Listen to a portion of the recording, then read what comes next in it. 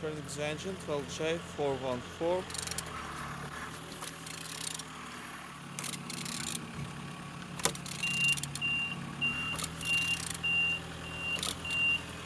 Turning good.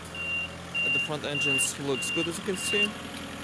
Compressor look nice. Altimeter in good conditions, as you can see. And on this side, engines without any damage. Starter no broken. Gearbox look nice. You don't see any damage. And on this side, everything looks good with engine. Engine's turbo looking nice. Turbo turn. On the top, plastics cover without any damage. And on the bottom, all some without any cracks, no leaks, just little scratches.